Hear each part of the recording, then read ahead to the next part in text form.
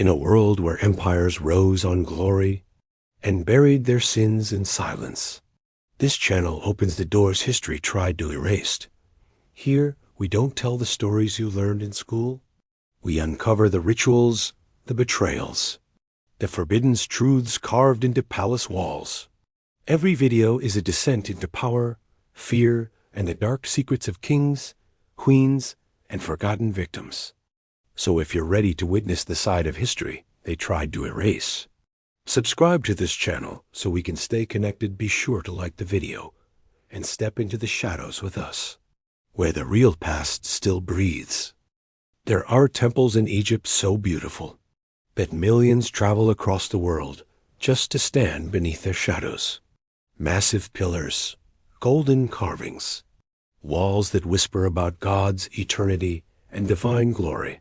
But what if I told you those same walls also hide screams no one was meant to hear? Tonight, we are not walking through the temple as tourists. We are walking through it as witnesses. Witnesses to a system so carefully disguised as holiness that history itself struggled to expose it. Young girls taken from families, renamed, rewritten, offered not to gods, but to power. Priests called it purity, ritual, divine marriage. But behind sealed sanctuaries and torch-lit corridors, the truth looked nothing like faith. It looked like control, like fear, like lives erased before they even began. This is not mythology. This is not legend. This is documented history buried in inscriptions, hidden in forgotten chambers, and scratched into stone by women who knew the world would never hear their voices. So before we begin, understand this. The beauty of ancient temples was real, but so was the suffering inside them. And once you hear what happened to the temple virgins of Egypt, you will never see these monuments the same way again. The balding ritual of Karnak, they said it was an honor. But honors don't begin with a child crying in silence. A blade, a new name, and a gate that closes like a tomb. Tonight, you'll learn what purity really meant inside the temple walls. In the spring heat near Karnak, the air smelled of incense and river mud, the kind of scent tourists romanticize thousands of years later. But for a 9-year-old girl dragged across the temple courtyard, it smelled like fear. Her name was Nefertari. At least it was for the final minutes anyone was allowed to say it out loud. 3 days earlier, her father had brought her to the gates like a man bringing grain to a tax collector. He did not carry silver. He did not carry sacks. He carried only his daughter, gripping her wrist too tightly, repeating one sentence as if it could turn a lie into truth. You are chosen. You will serve the gods. Be grateful. The priests didn't argue with him. They didn't ask questions. They simply nodded the way creditors nod when the payment is acceptable. In a small administrative chamber behind painted pillars, a scribe dipped his reed pen and marked something on papyrus cold, casual strokes. A debt reduced, a body transferred, a life accounted for. Outside, Nefertari watched her father's eyes avoid hers, as if looking at her face might crack the decision he had already sold to himself as necessity. They led her to the purification court, where stone basins held water treated with natron. It was called cleansing, but it felt like inspection. Senior women of the temple watched her the way overseers watch a new worker. She flinched at every command, because no command came with warmth, only certainty.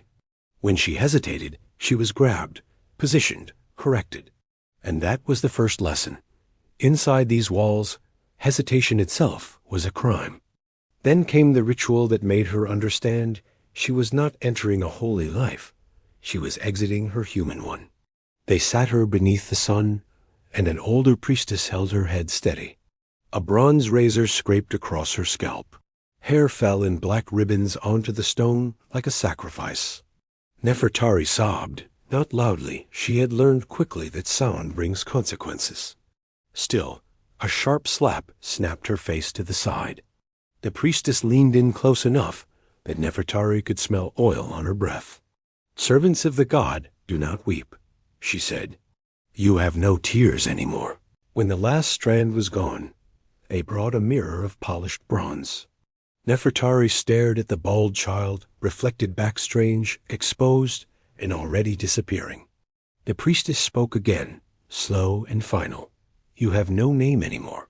The scribe read a new one, chosen by the temple. A name that did not belong to her mother's voice. A name that belonged to the institution. At dusk, the gates closed behind her with a sound too heavy for a door. It sounded like a seal on a tomb. And somewhere deeper inside the temple past corridors, the public never entered. Nefertari heard chanting drift through stone. Not prayers for her protection, not blessings. Something older, quieter, and practiced. Like a system warming itself up. Because the bald head was not the punishment. It was the label. The first mark that told everyone here exactly what she was now. And in the morning, they would show her the rule that made escape impossible. The temple doesn't just take your freedom. It teaches you to call the cage faith. The ledger of flesh gold was counted. Grain was counted. Even cattle were counted. But hidden behind temple walls, girls were counted too. And the records did not call it sacrifice. They called it payment. The deeper Nefertari was taken into the Karnak complex, the more the illusion of holiness began to fracture. Public courtyards were loud with hymns and offerings, but the inner corridors were quieted away that felt administrative rather than sacred. She was led past storage halls stacked with grain jars, treasury rooms sealed with wax insignias, and offices where scribes worked without ever looking up. The temple was not just a religious center. It was an empire of its own, managing land, trade, taxes, and debts. And somewhere within that machinery, she now belonged as inventory. On her fourth day, she was taken to a chamber few servants ever entered. The room smelled of papyrus and ink, not incense. Senior priests stood beside long wooden tables where scrolls lay unrolled like legal verdicts waiting to be pronounced. She was told to stand still. She obeyed quickly. Now fear had already trained her better than any instruction. A scribe began reading from a record. He did not look at her face, only at the document. Daughter of Menka, minor provincial official. Debt outstanding, 12 sacks of grain, 4 measures of silver. Compensation rendered, 1 female child, age 9, unblemished. He paused, dipped his pen, and added a final mark. The priest overseeing him nodded once, satisfied. Nefertari did not understand every word, but she understood the tone. It was the same tone merchants used in markets. Clinical, transactional, final. She was not being welcomed. She was being registered. Catalogued like livestock, transferred between owners. As she stood there, she noticed other entries visible on nearby scrolls. Names, ages, regions. Some were marked offering, others tribute. A few simply said, confiscated. There were dozens of them, maybe hundreds. Her mind struggled to process what her eyes were seeing. She had believed, because she had been told, that she was chosen. Blessed, singular. But here, she was one line among many. One priest rolled up a finished scroll and sealed it with clay. The gods receive what is owed, he said calmly. Another replied, and the temple prospers. Their voices carried no reverence, only efficiency. This was accounting, not devotion. Later that evening, an older temple servant named Takayet was assigned to guide Nefertari through work duties. Takayet had the hollow eyes of someone who had forgotten what rest felt like. As they ground grain side by side, Takayet whispered without moving her lips, a technique learned through years of enforced silence. "Do not believe the words they say outside," she murmured. "You were not chosen. None of us were." Nefertari's hands froze over the grinding stone. "Then why are we here?" she whispered back. Takayet's answer came after a long pause, as if speaking it risked punishment even in secrecy. "Because temples collect more than taxes." That night, sleep did not come easily. Nefertari's thoughts circled the ledger chamber, the scrolls, the entries, the way priests discussed human lives with the same tone used for grain shipments. She realized something that made her stomach twist tighter than hunger ever had. If she had been entered into records as payment, then her fate was not spiritual. It was contractual. And contracts inside temple walls did not expire with time or obedience. They lasted for life. As the moonlight crept across the dormitory floor, she noticed older women staring blankly into darkness, lips moving silently in prayers that sounded less like devotion and more like bargaining. Because somewhere in the temple archives, sealed in papyrus and ink, were records that determined not just who entered service, but who would be chosen next for something far worse than labor. The bride of the god, they dressed her like royalty. But no bride walks toward her wedding in chains. The priests called it divine marriage. The records called it honor. But behind the sanctuary doors, the truth had no sacred name. By the time Nefertari turned 12, she had learned the rhythms of temple life so well that obedience felt automatic. Wake before dawn, purify, work, sing when ordered, speak only when permitted. Silence had become her native language. Yet nothing in those years prepared her for the day the overseer arrived at her, sleeping hoarders carrying linen finer than anything she had ever touched. The women went quiet the moment they saw the garments. No one spoke, but fear moved through the room like wind through dry reeds. The overseer pointed directly at Nefertari. "Prepare her," she said. No explanation followed, none was needed. The older servants lowered their eyes, avoiding contact the way people avoid looking at someone already condemned. She was taken to a bathing chamber deeper inside the temple than she had ever been allowed to go. Oils were poured over her skin. Perfumed water washed her hairless scalp. Jewelry was placed around her wrists and neck, heavy, ceremonial, not decorative. The preparation felt careful, but not gentle, like someone preparing an offering rather than a person. One elderly temple woman, hands trembling slightly, fastened a collar around Nefertari's throat. For a moment, their eyes met. In that brief exchange lived something forbidden spitty. The woman whispered so softly, it barely formed sound. "Do not anger them tonight." Nefertari's heartbeat quickened. "Why?" she asked. But the woman had already stepped back into silence. As dusk fell, torches were lit along the inner corridors. Incense thickened the air until breathing felt slow and heavy. Chanting echoed from chambers beyond, layered voices rising and falling in ritual cadence. Nefertari was led barefoot across cold stone toward a sanctuary she had only heard about in whispered warnings. The doors opened. Inside stood the colossal statue of the god, towering, unmoving, illuminated by oil lamps that made its jeweled eyes appear alive. Priests in ceremonial masks formed a circle. At the center stood the high priest, draped in garments meant to embody the deity himself. The overseer guided Nefertari forward. "Kneel before your husband," she said. The word struck her like cold water. Husband. The high priest began chanting, voice deep and resonant. He spoke not as a man, but as the god's representative, declaring that the deity had chosen her as a bride, that her body would serve divine union, that her life belonged eternally to the temple. Assistants recorded the vows on papyrus, as if documenting a legal marriage. Nefertari's mind raced. She had heard of divine marriages stories, told to the public as sacred honors. But standing there, surrounded by masked figures and choking incense, the ceremony felt less like a blessing and more like surrender. She was told to repeat the vows.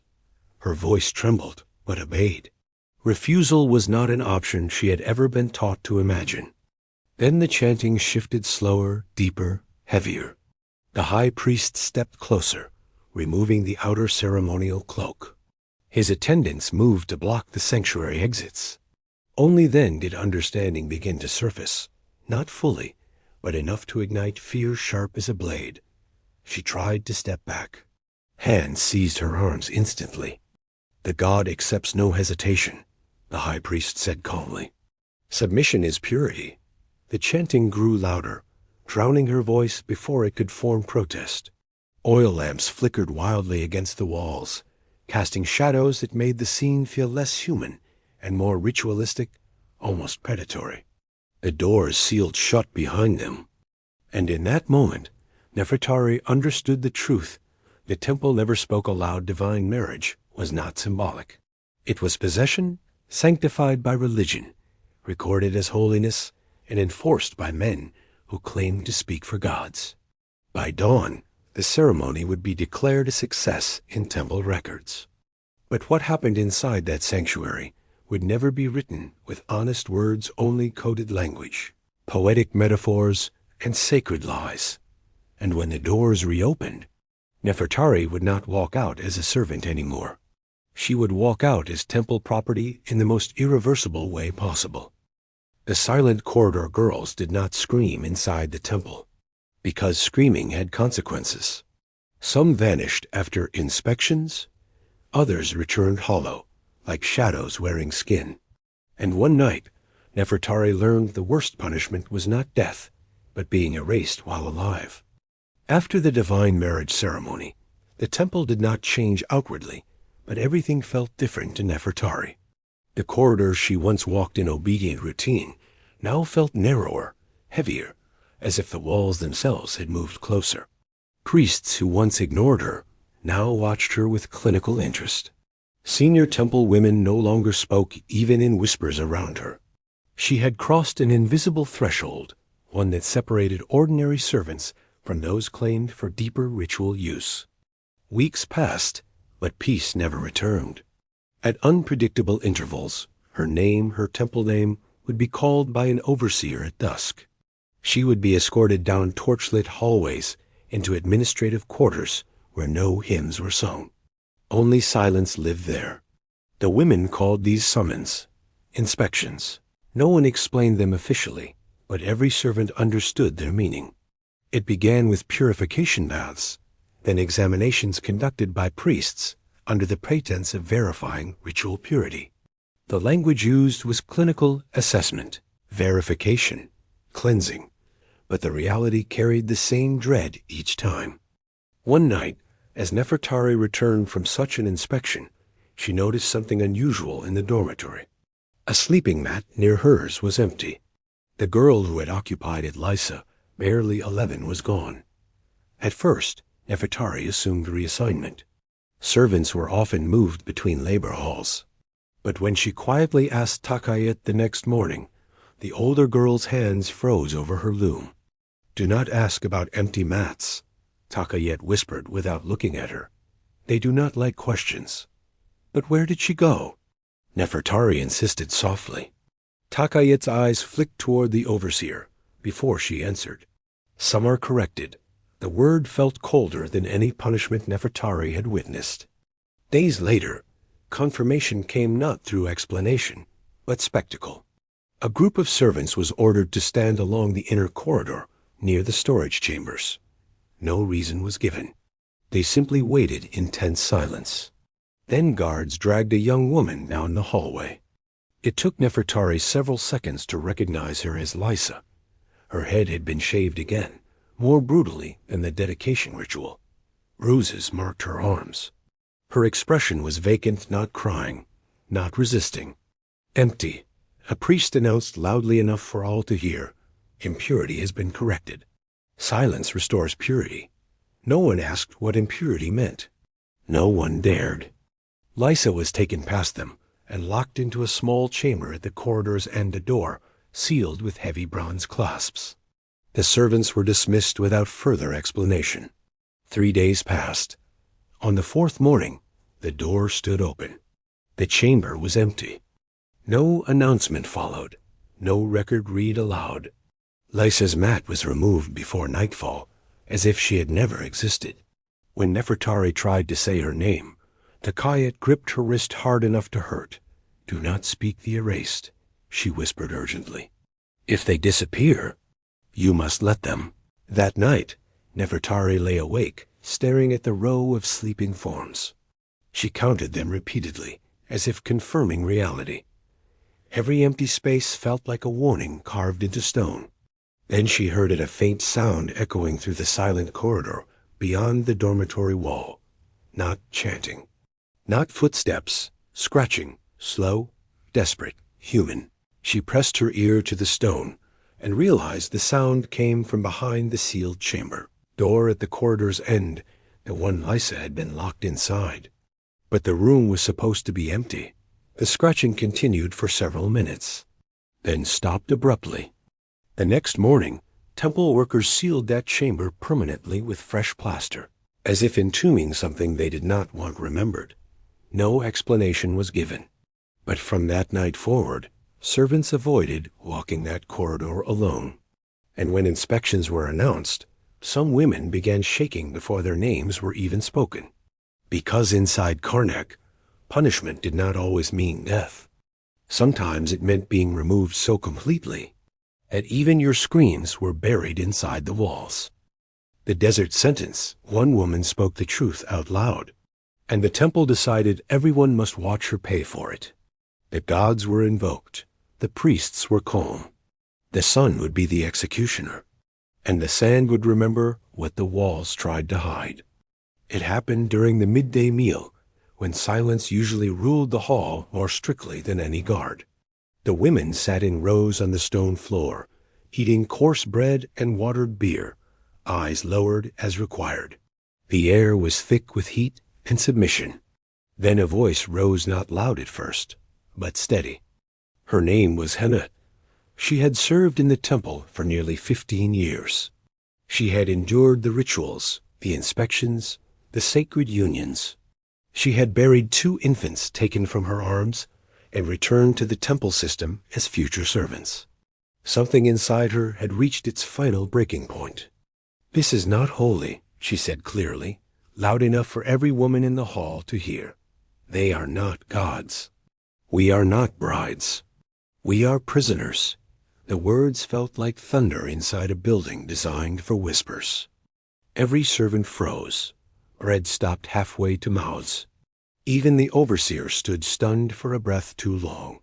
Then the alarm struck. 2 guards rushed forward, seizing Hennet by the arms. She did not fight. She only looked around at the other women with a strange calm in her eyes. "You know it's true," she said to them. "You all know." The high priest was summoned immediately. He did not shout. He did not argue. He simply observed Hennet as if examining a cracked jar. "Blasphemy spreads like rot," he said quietly. "It must be cut away." That afternoon, every temple woman was ordered to gather near the outer gate. The massive bronze doors, rarely opened, creaked outward. Beyond them stretched the desert, endless, merciless, shimmering under the sun. Hennet was dragged outside, wrists bound. The guards marched her across the sand while the women were forced to watch from the threshold. No one dared cry. No one dared look away.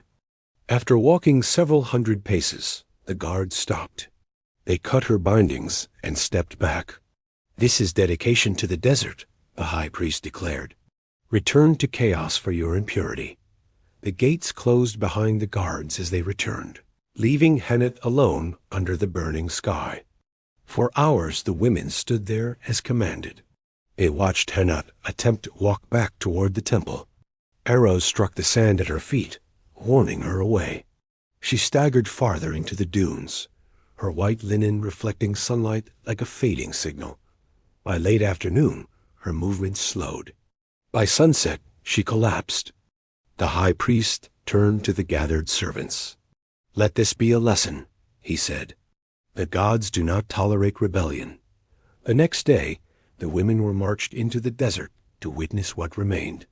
Hennet's body lay twisted in the sand, lips cracked, eyes open toward the sky. No burial was permitted. No mourning allowed. Back inside the temple walls, something shifted.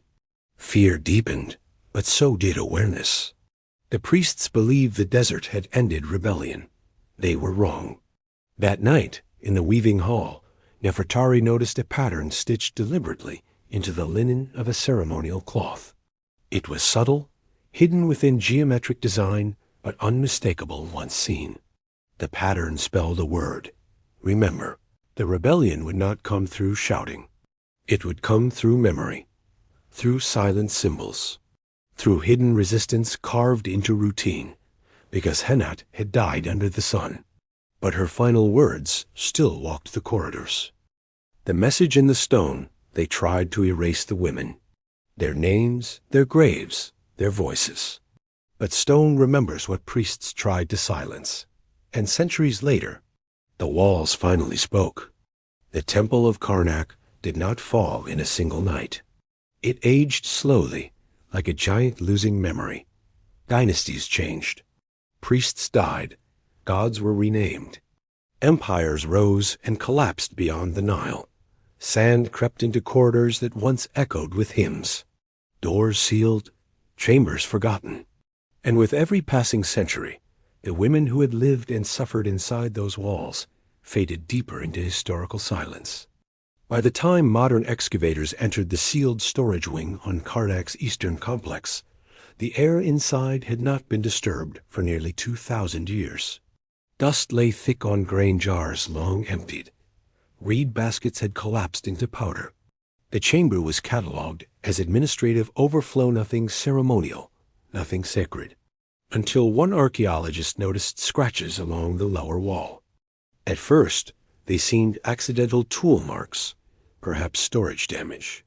But when torchlight was angled closer, shapes emerged, symbols.